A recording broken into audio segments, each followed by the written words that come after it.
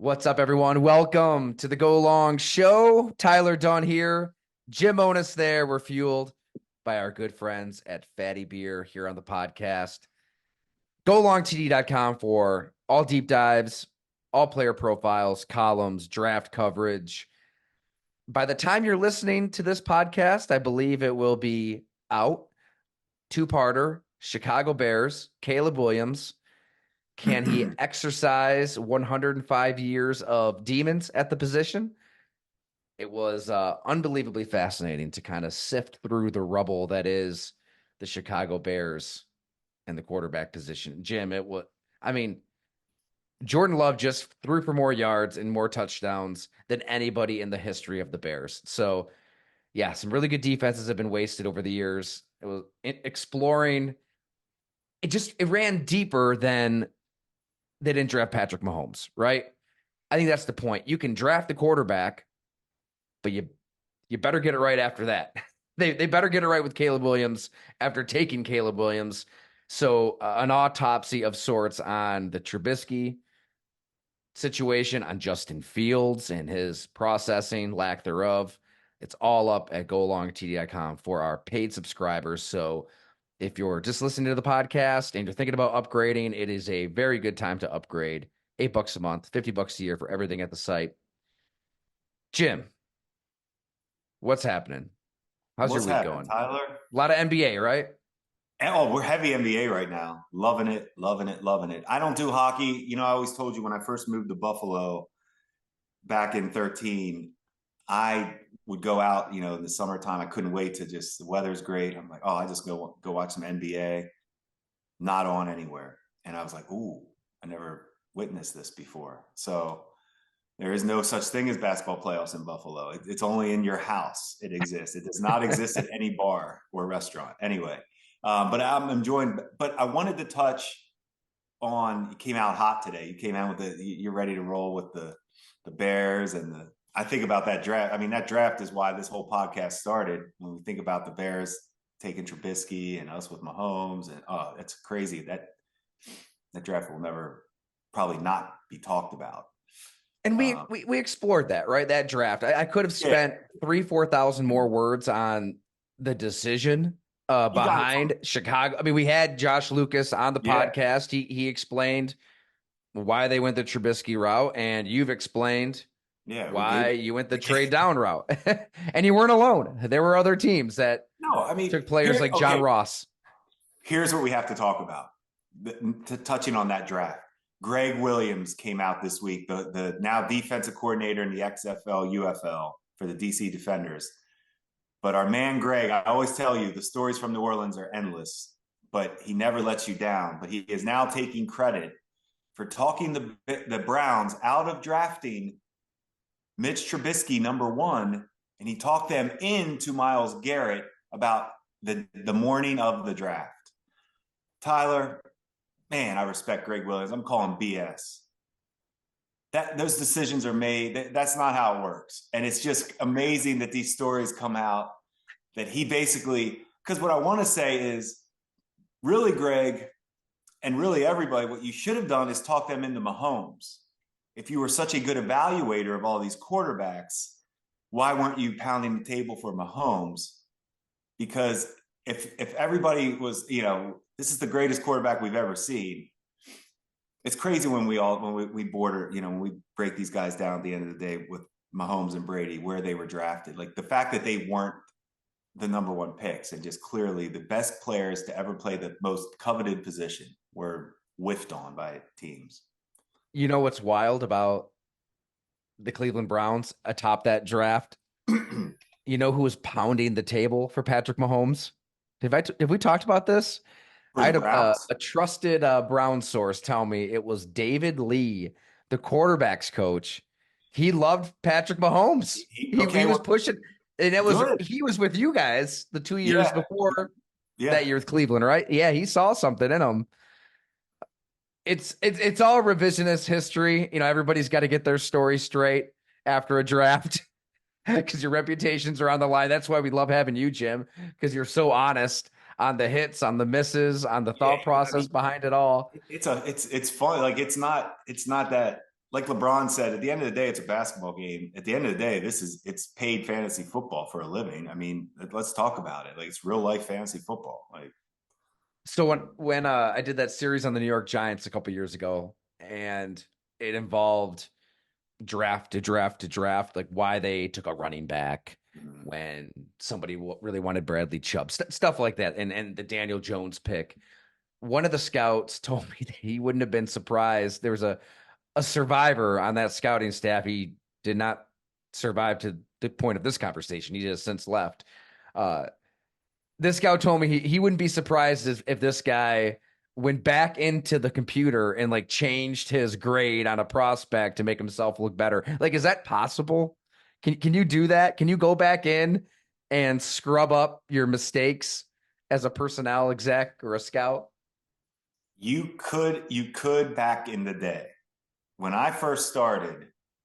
That's why whoever this was talking to you about this was always like the scouting rumors that the directors would change their grades during the draft to make it look good, just to make it look for, just for because that's the only time the owners are ever looking at a grade is the actual draft is okay. Hey, well, our director had, so that was always talked about by scouts. Oh, I think he changes the grades and he gets, Tyler, it changed. You cannot so when I was with the Bills, if you were going to change a grade, there's a whole process to it.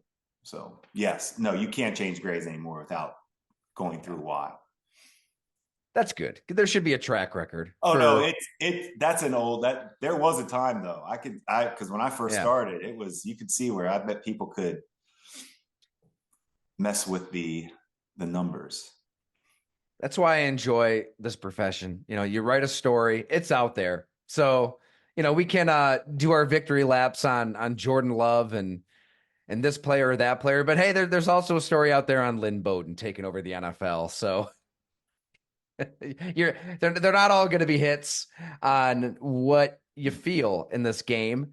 But It's I have so much respect for whether it's a pundit, a reporter, a feature writer, somebody on TV, scouts. I'm sure you feel the same way about scouts. When you have an opinion, you have conviction, you put yourself out there. Instead of, I imagine there's a lot of scouts that will kind of hem and haw and vacillate and uh, kind of try to navigate it through survival mode. If that makes any sense. I just it just does. kind of keep your head above water, and you don't really want to put yourself out there because you're terrified to. Jim Schwartz, the defensive coordinator that we had in Buffalo when I was here, and he's with Cleveland now. He would say he couldn't stand draft meetings when the scouts would always have a third round grade or a fourth round grade on a player and say, I really like him, or yeah, I like him, but he said those fence riders would drive him crazy. Give me the high guy and then tell me who can't play, but don't give me that. I like him in the third. And he's right.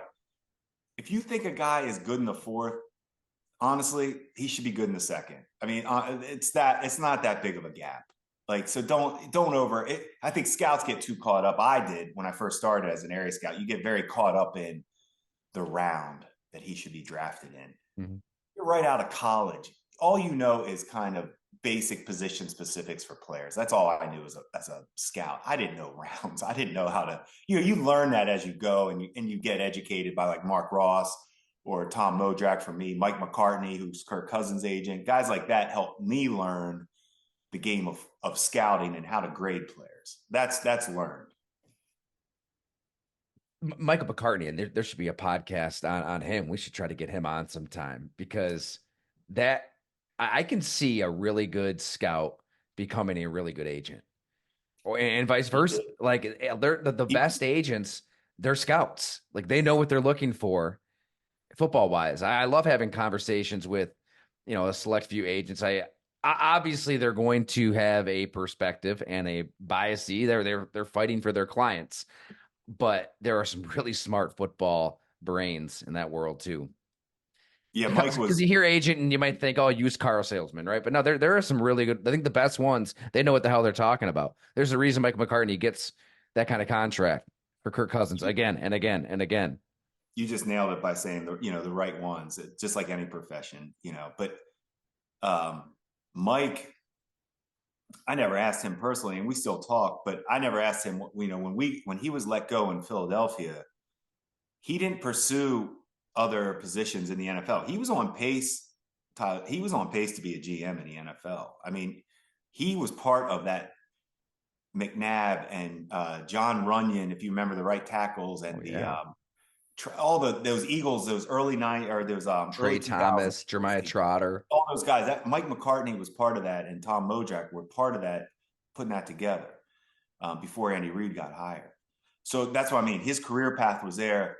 He gets let go in Philly, and when Tom Hecker came in as GM, and he went the agent route and attacked it and became, an all timer with Kirk Cousins for sure. He's had other players too. Oh yeah, Aiden Hutchinson. Yeah, no, it's Mike's legit. Like he went for it and did it. He's top of the profession. So let's get into the big decisions. Yeah. In the front offices right now, we talked a little bit before we hit record. I really think that you can look at the NFL and the quarterback position like three different buckets. There's the teams that have paid the quarterback handsomely the last couple years, or maybe they're like the Cleveland Browns and they're just stuck. They paid the quarterback a lot of money, but financially, you know where that team stands with that quarterback: Justin Herbert, Lamar Jackson, Jalen Hurts, Joe Burrow. And then you've got the teams that have drafted a quarterback the last couple of years on the rookie contract, that beautiful rookie contract. CJ Stroud and the Texans, they're able to spend like crazy. Danielle Hunter, Stephon Diggs there now. And then I think there's this third bucket where, okay, what in the hell's going on here? You're in the middle of a negotiation. We're hearing a lot of positive things out of Brad Holmes in Detroit, Chris Greer in Miami, Trent Baalke and Doug Peterson in Jacksonville. Those three situations would kind of be at the top of that bucket of like, oh, you're in limbo a little bit. You haven't paid that contract. We assume you will find a number, but there's a reason that Jared Goff hasn't been extended yet. Tua Tagovailoa is going to play on his fifth-year option. I think it's like 23, 24 mil. And Trevor Lawrence is going to want a big deal. So these are quarterbacks with representatives. Their agents, I'm sure, are in those rooms with those GMs having conversations saying that they want their quarterback to set the market. Or if not set the market, they're right there. I mean, Tua, he can point to leading the NFL in passing. And then the Dolphins can say, well, what's happening at the end of these seasons? What happened in Kansas City? I want to take each situation individually and really explore, but let's start there in Miami, because Mike McDaniel, we wrote about it just 2 years ago on how they turned Tua's career around.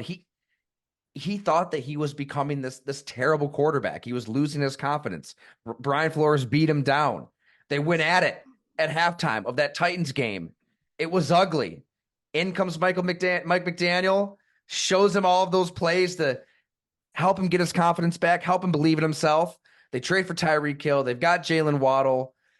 It's this breakneck offense, all the misdirection, the crossing routes, the deep balls, the statistics, spectacular. But if you fuzzy it up a little bit defensively, if you mix up some zones and it's late in the season, maybe there's an injury baked in there, or two or three or four. They were really banged up last year. Hell, maybe it's negative, whatever degrees it was in Kansas City. He hasn't been able to get over that hump. So as much as McDaniel believes in Tua, there's got to be part of him thinking, do I want to push all my chips in? Right? Like, do I want to see if Dak Prescott's maybe available next year? Maybe I want to draft somebody. There's got to be part of Mike McDaniel that's thinking that, as somebody who believes in Tua as much as he does. So what's your read on Miami? If you're Greer, McDaniel, which direction are you leaning, Jim Monis? So this is the major decisions that to me is the most critical, important decisions that GMs are faced with. Is Study the stats.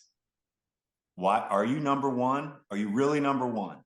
Are you really that great of a dominant offense? Or is it the system? That's what they have to figure out. Can Dallas, I'm looking right now, yards per game last year, passing yards per game. Dallas, number one. Dak Prescott. I mean, we have beaten Tua, number two, Miami. Detroit's number three, Goff. Tyler, those three guys to me, I don't even know if they wouldn't. I'd have to look for sure. I don't think I would put them in my top 10. They'd be right on the cusp. You know what I mean? They aren't definite top 10 NFL quarterbacks right now. And those are statistically the three best passing offenses. So now I'm going to spin this, Tyler, to what we're going to talk about as far as your decision now with the GM. This is where you're sitting down. And I always say I always have to go back to some type of gambling thing. But if you're playing blackjack and you get 17, I'll call it you're handcuffed. You can't hit. There's nothing you can do. 17, you're just hoping. It's a decent hand. You might win some, you might lose some. You're just hoping. Sometimes you get your quarterback. It hits 17. It's a good hand, but you need help to win. It's not a definite winning hand, and that's what you have with Tua. That's what you have with Dak. You have a good hand. You have a 17. It's okay. It's a good hand, but you need a defense. You need a running game in the fourth quarter. These guys need help. They aren't Burrow. They aren't Josh Allen. I'm not going to bring up Mahomes and Rodgers. I just did. Sorry. But they aren't those players. So to your point, like you said, how you break these guys down in levels, who has the 17 hand in blackjack? Miami has it. Dallas has it, in my opinion. Good hand, good players. You can win with that hand. But do you go $55 million per year with that hand, with that player? Tyler, as a blackjack player, when you get 17, you're miserable. So no, you have to. This is the key decision now. How can you keep this offense intact? Basically, what the Giants were trying to figure out with Daniel Jones. Was it real? Or was this kind of a fake stat? We got lucky, won some games, we got into the playoffs, but blah blah blah. Was Daniel Jones the reason for these stats on offense? And I think they're saying they feel confident in getting those numbers back. The fact that they're rolling with him, they feel confident that they can put those type of numbers up again, if not better, than they did with him 2 years ago. For context, here's the Giants. Sorry, go ahead, Jim. No, I would say I was more just thinking that's the, like, do we think Joe Shane made the right decision? I personally, how I feel about Daniel Jones. I can't stand it anymore. But hey, they rolled with it. They're going to give it another try, and ownership's on board. And once again, it always comes back to that. To avoid what's going on in Atlanta, you want to make sure that everybody's on board when you get ready to dump this money. And obviously, how can you get out of it? Can we get out if Dak is just? But honestly, they should know by now. Dak, Tua, they played enough in these offenses. You know what you got. And then I imagine Miami will set a number. And before we kind of get into the hypotheticals, here's how it stacks up. Joe Burrow is number one at $55 million a year, just looking at average salary. Justin Herbert, 52.5. Lamar Jackson, 52. Jalen Hurts, 51. And then you kind of go back in time, right, to last year. Kyler Murray is next at 46.1. Deshaun Watson at 46. Patrick Mahomes at 45. That's a quirky contract. Kirk Cousins at 45. Yeah, same quarterback there. Mahomes, Cousins, tomato, right? I mean, just whatever you prefer there. Josh Allen, 43. Dak Prescott, 40. Matthew Stafford, 40. Daniel Jones, 40. And then Derek Carr is 13th at 37.5, with Aaron Rodgers also at 37.5.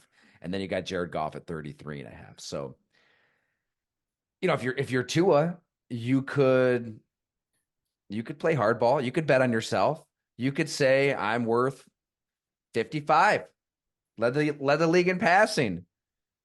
Look at the numbers. And the Dolphins could say, hell no, you're not worth Joe Burrow money.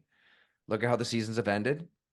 Does Tua take it into the regular season?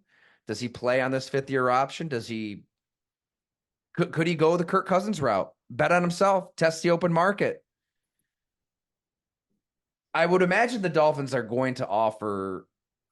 What do you think the Dolphins would offer? They want him back. I genuinely believe what they're saying, that they want him back, but they're going to want him back at their number, probably north of Kirk Cousins, what he got in Atlanta at 45, but south of Burrow and Herbert and Lamar at 52. So somewhere between 45 and 52 a year, which is still a lot of money.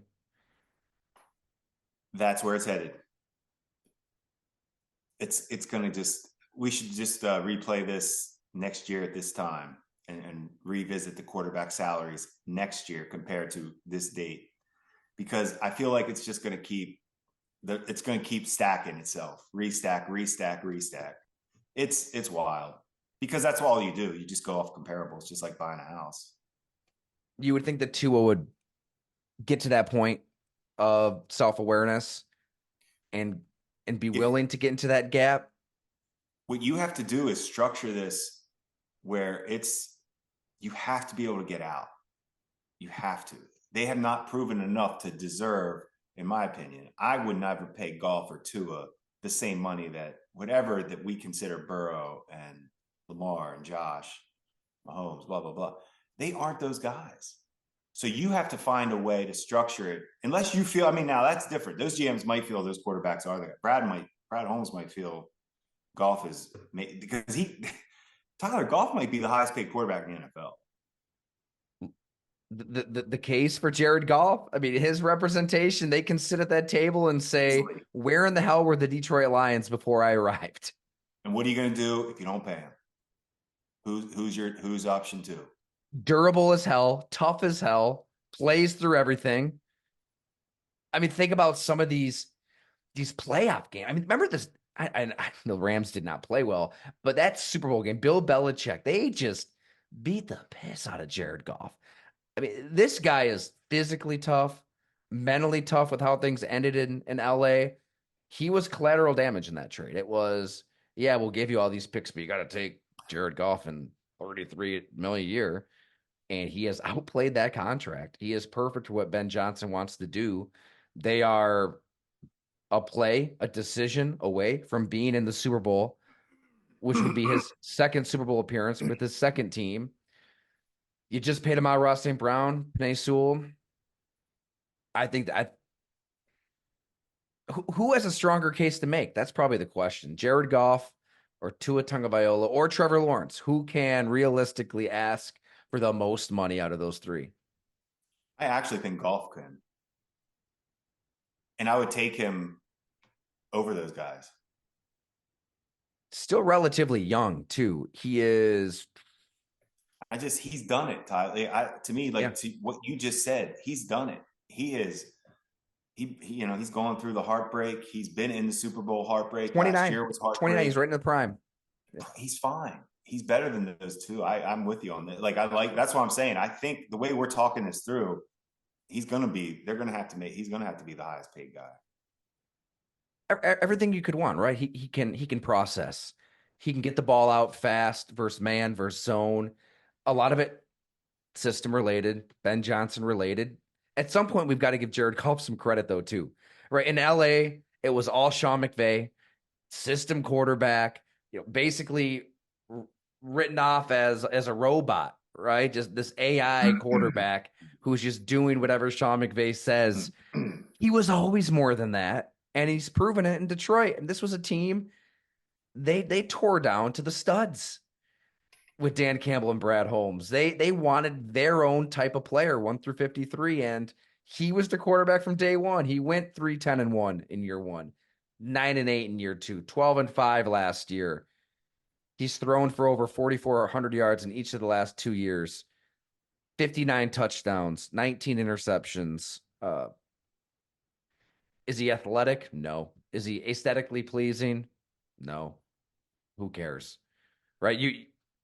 You've got to be able to win from the pocket to last long term. And he has been durable. He's won games. What you just said a couple minutes ago might be true. Jared Goff could be the richest quarterback in the NFL. You know that's what they're shooting for. And how are they going to feel if they have to play outside in Philly in the playoffs in weather? That is always going to be where you're counting on Detroit's counting on home field for sure with Goff. Mm-hmm. You're going to max it out because not that he can't. I hate that debate. We've talked about it before. Like there are enough stats with him outside, inside. Like that could be for a lot of quarterbacks. I'd have to study that more. It was for Drew Brees. I mean, there was a clear difference when we played outside with Brees with New Orleans. But regardless, the numbers say he is going to get paid because they don't have anything else but him. And I know they've got Amon-Ra St. Brown, Sam Laporta, Jahmyr Gibbs, David Montgomery. I mean, that's a hell of a nucleus. I'm a little surprised, though, that they haven't pursued another wide receiver. I mean, Jameson Williams is, let's face it, it's been a bust to this point. He really hasn't developed. Yeah, it's just go deep. Go routes. Yes. Posts, deep routes. There's nothing underneath. And I don't think it's the Lions' fault necessarily. Bob McGinn, for those listening, they probably remember his week-to-week analysis of Jameson Williams. It was scathing. Watching him play to play, his effort wildly up and down on a roster full of players who embody everything that you can imagine Dan Campbell wanting. He's kind of been a rotten apple. So they're banking on him, like playing like a first round pick because Josh Reynolds is gone. And who else do they even have at wide? They have nothing there. Traquan Smith, I think they signed. That's about it. I was thinking we talked about the draft. We ended last week and we talked about kind of some people during the draft that caught our attention, or a team somebody that did something that we didn't talk about. Detroit, I went back. I hadn't looked at a lot of defensive players, and I was just looking at I looked at those two corners Detroit drafted from Alabama and Missouri. I love them. They're drafting. Brad Holmes is doing his thing. Those corners are tough. Like they're good cover corners. The Missouri guy doesn't have great ball skills, but he can cover. The Alabama dude, that's the only corner I watched that covered McConkey running routes from Georgia. So Terry Arnold. Yeah, Arnold. Yep. I did like what they did. Like, and to your point though, you're thinking load up, but that defense has been they got to figure it out. I feel like we spent a lot of time on this pod talking about that defense, and I'm good with sure. I guess what I'm saying, I like where he's going right now. If you believe in Goff and he's going to be the guy that you're paying him to be, you're fine on offense. You've surrounded him plenty. Get that defense right. Aleem McNeil is now paired with DJ Reader in the middle. Yeah, like these guys. Try moving those two guys. No, it's got DJ Reader who can just swallow double teams. Aleem McNeil can penetrate. Carlton Davis, he's your cornerback now. He's a pound for pound tough guy. You can see why Dan Campbell likes him. He's gnarly. Hey, real quick, I just looked up their backup quarterbacks. Holy shit! I wish I was Jared Goff right now. Hendon Hooker, Nate Sudfeld.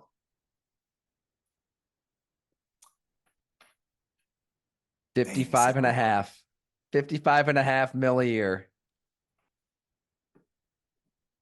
You know what you're going to get to. I think that's important to remember. He's going to punch in, punch out, and be able to play this way for a long time.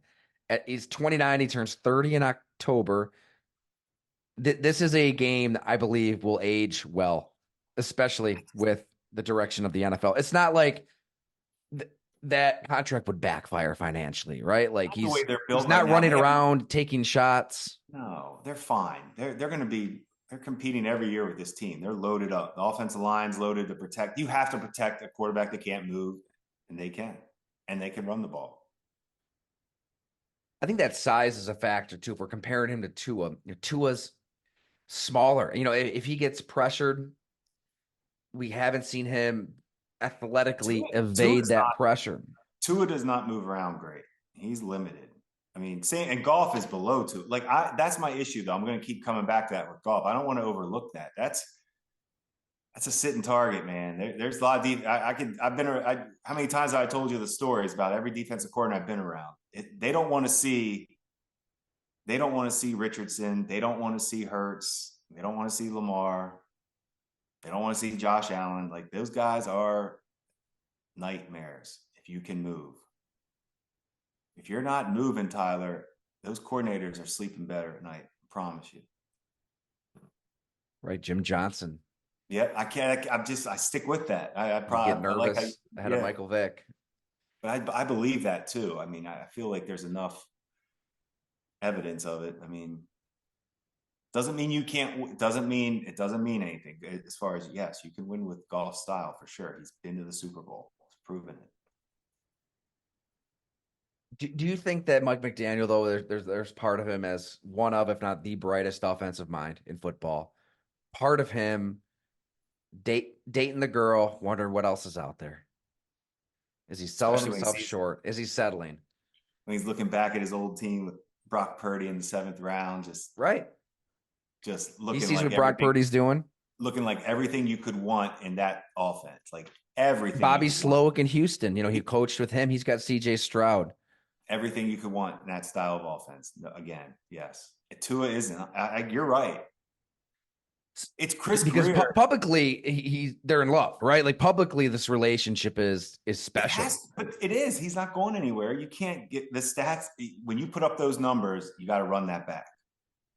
You So can't. you think they'll find a way to get to a number, make it work? You don't think that Mike McDaniel? I guess my question for you is, will he be compelled to get to 2025 with options?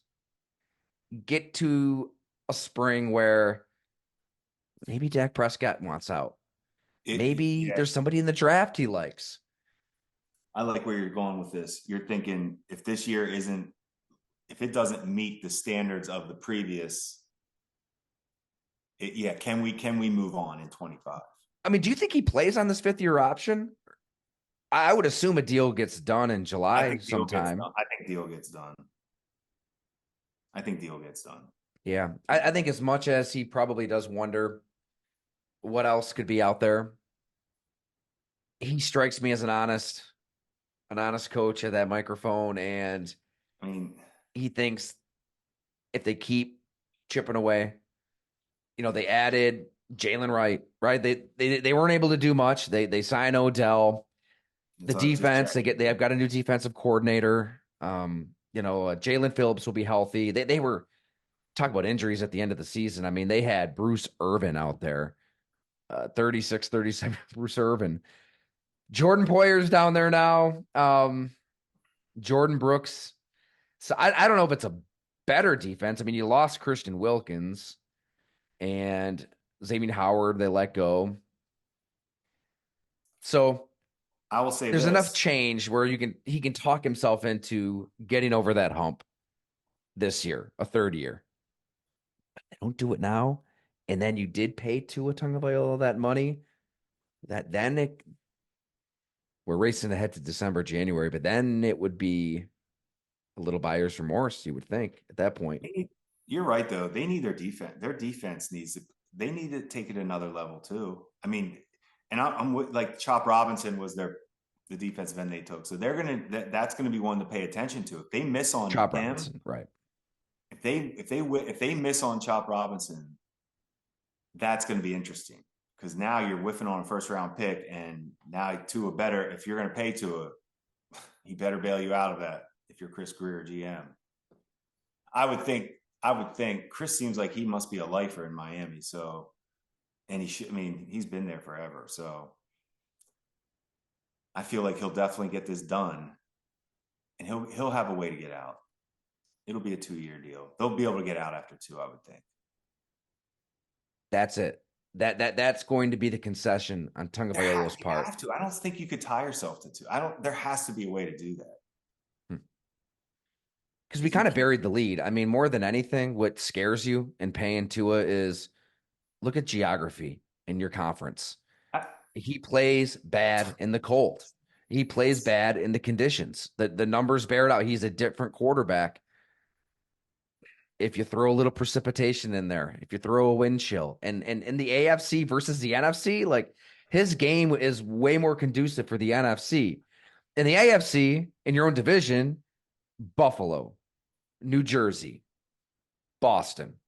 Look at the AFC North: Baltimore, Cleveland, Pittsburgh, Cincinnati, all open air, by the way. All the AFC South: Houston, nice. Jacksonville, nice. Indy indoors. Nashville, nice. Okay. No. AFC South is kind of on hold, and I'm excited about that division, but that hasn't really scared anybody in recent memory. And then you go to the AFC West, Kansas City. That's where he shriveled last January. And you've got Denver kicking around. So that's what scares you. I mean, you're a team on the cusp. You're going to have to win in one of those, unless you just are counting on getting home field and everybody coming through Miami. Try that in those, in the evaluation meetings. Okay, we can sign Tua for a long-term deal, but we have to have home field advantage. That's all you got to do. All we got to do, and we're good. You made great points. You made a lot of points that Chris Grier will be making to get out of this thing. Could that damage the relationship? I mean, it's such a good relationship. If you're maybe he's talking to his agent, so Tua doesn't have to hear it. And maybe he should be mentally tough enough to handle those conversations anyways. But Chris Grier is going to have to bring up these points. Mike McDaniel, too. I really believe this. I think things are so professional. People realize this is a business now. I think players more than ever are more business savvy and aren't buying into this, that there's loyalty and team. They know this is a business. They know that, just like we always talk about, that as soon as you're on the team, the next year they're drafting your replacement. They know it. They're into the business. They're into not having agents, or follow Lamar not having it. They're paying attention, maxing out your value. They're into it. So Tua can kind of spin it too. Like if the team has an out after 2 years, he can look at that as an opportunity to get another contract, right? Like, you've got 2 years to prove you deserve to be in that upper echelon. If you do, you either get to continue to play on this contract with escalators and that number going up, right, or we'll move on and you'll get that money elsewhere. I think you're right. I think that they find a number between. He's got to get more than Kirk Cousins, and it's going to be less than Joe Burrow. So between 45 and 55, it's got to 47 and a half. But this is what it is. This is exactly right, though. You're gonna be close enough. I mean, this is the ballpark. These guys, it's great. It's amazing. And then Jared Goff resets the market. Jared Goff resets the market. He is the one that Goff, I think, is recently married. I feel like I follow that enough, and I can do like your reality shows. Yes. As soon as Tua signs his contract, I can just picture him looking at his wife and just popping another bottle that night, saying, "That contract's small." Taking a little sip of that bottle, and then, who's next? Dak gets a new contract. Boom, pop another bottle. We're going above that, honey. Laughing. Goff is sitting on the lottery. In my opinion, he's sitting on the lottery ticket right now, laughing. I think I'm looking at that. They don't have a backup plan. This team is built for Goff and the Super Bowl. Ben Johnson sticking around for another season. It's prime. It is going to be to me, that would be the story of the year if they don't make it to the Super Bowl. Yeah. Yeah. Honestly, that's where, now that we're sitting here talking about it, they are they honestly, they could have been there last year. We know it. That was their game to win. So they have that belief. They know they should be there. So real quick, Trevor Lawrence, where do you think that negotiation is? I know he's 17. I think you need help. I think he needs help. I like his talent level. I thought he was maybe a better down the field, really just elite passer. I don't think he is, especially after I really spent time studying this draft class this year. It was really fun for me to see these guys come in, and the game has changed. I mean, Mahomes has done it. Like, he's made these young quarterbacks, like, it's insane, their arm strength and able to torque. And Trevor is good. I don't think special, and He's damn good though. No, don't get me wrong. He's damn good. He competes. He's tough. But we've seen the stats. Like it's head to head stats. He is head dead on with Daniel Jones. There's almost no difference when you do the Dead head to on head with stat Daniel comparison. Jones. Yes. So that's what I'm trying to say. So we can't, that's what he is. He gives you a little bit of, yeah, there's something there, but then man, there's too much negative. And I think we know enough. You can't have negative plays. He was worse last year than I remember. I feel the same way, Tyler. Because let's talk about this quick because we said this before the show. Because I want to give you credit. Because 2 years ago you were pumping, you were pumping Trevor Lawrence, and I said I got to see more. And then last year, early in the season, I thought he was. I liked the way he was humming it early. I was like, Yeah. Tyler, you nailed it. I was like, I'm in. I like the way he looks. And then it just fell apart. I was like, yep. And he went right back to the old inconsistent down the field. They were 8-3. They were thinking 1 seed. And then the San Francisco 49ers just curb stomped him. Then it goes, and then is Doug Peterson going to get fired? It just all falls apart. It did. So he barely got over 4,000 yards, which isn't what we used to think that plateau was, or that benchmark was. The numbers mean. I know. 21 touchdowns, 14 interceptions. He was sacked 35 times. Very average numbers. I mean, he ran for 4 touchdowns. He fumbled 12 times. He's fumbled 24 times the last 2 years. That's just, total, not all lost. But yeah, I think that's why the offseason kind of started shaky for the Jags. They paid for Gabe Davis, and a lot of listeners are very familiar with Gabe Davis. We'll see how a new situation. I think he's always been a little better than folks think he is. It's a 4th-round pick. Let's see how he does back with Chad Hall down there as receivers coach. But then they weren't able to re-sign Calvin Ridley. He goes to Tennessee. You've got Christian Kirk. You've got Evan Ingram. They're making a lot of money. They've let Zay Jones go since. But for them to get Brian Thomas was a potential game changer. Right? For him to fall to their pick, they were able to kind of take advantage of that run on defense. He might be perfect for what they need. They believe in the sum of parts, not necessarily having a number one, but these are 4 legit, potentially B to B plus weapons for Trevor Lawrence. There's a lot of heat on Press Taylor down there as the play caller. We're familiar with Press. We've talked to him several times. I'm eager to talk to him again on how he's going to handle that pressure. I think the talent's there. I think it's there. It wouldn't surprise me if Jacksonville won the division and competed with anybody in the conference, really. Because I believe in Trevor Lawrence. I think he can turn it on still. We know he has. There is ability there for sure. It's just, but now it's official. There is no hot seat for Press Taylor. They're either making a run or he's out. That there's no guessing. They fired the defensive coordinator. Yeah, you invested in first round receiver. The quarterback is going to be there. Right. So it's time. Yep, you're right. There's no guessing. What about Trent Baalke? I mean, Trayvon Walker over Aiden Hutchinson. They went raw. They went upside. They went physical attributes. Maybe things turn on. You're right. You know what this would be? I think that the blow up. I think it's either going to be, it's that the Baalke, Doug Peterson, Trevor thing either makes a run, or I think that gets blown up. They definitely put it on the defense. I guess that's the takeaway. Yes. The coordinator's out, and they brought in, so out is Caldwell, in is Ryan Nielsen.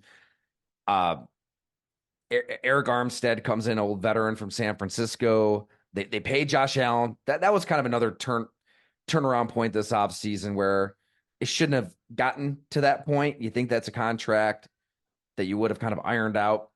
Hell, the middle of last season, this guy is one of the 5, maybe the 3 best edge rushers in the sport. So he's back. That's good. Darnell Savage comes over from Green Bay. He's your nickelback.